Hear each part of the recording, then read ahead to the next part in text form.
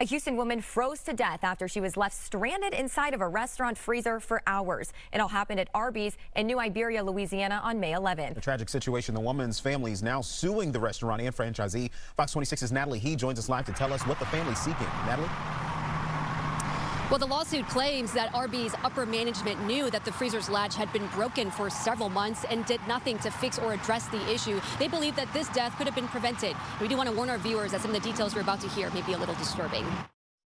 Her family talks so passionately about her, about how she was a loving mother. Nuyet Lee's 4 kids won't let their mother's loving memory fade without justice. The family from Houston is now suing Arby's and its parent company, claiming gross negligence. It's one of the most horrific deaths you can imagine. Their attorney, Paul Scribonic, said 63-year-old Nuyet Lee had been working at the Arby's off the South Loop West in Houston for several years, but was asked to fill in as general manager for the New Iberia, Louisiana location for 6 weeks.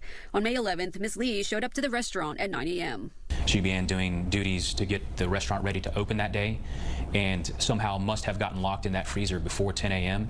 because other employees began to show up at 10, 11 o'clock in the morning, and they couldn't get in. I guess they don't give them keys. Paul said the employees called Ms. Lee's phone repeatedly, but received no answer for hours. It wasn't until upper management asked Ms. Lee's son, Win, who had keys to the restaurant, to check on the place nearly 9 hours later. The general manager realized we don't have any sales at the location today. That's really, really odd, and asked him to go check things out. And that's when Win found his mother at about 6 o'clock that evening. Talking to the police officer that investigated the scene, he said she really struggled to get out of that freezer.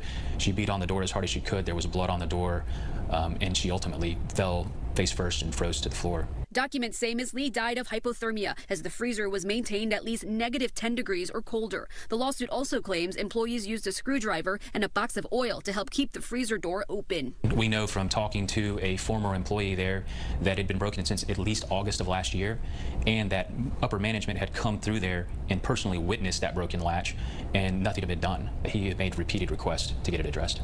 And in fact, I'm told that Ms. Lee actually made a request in writing to management as well about it.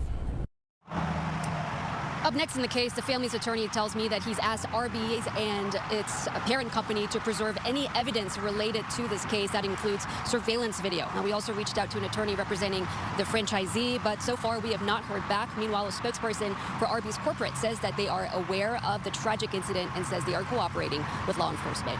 Natalie He reporting, Fox 26 News.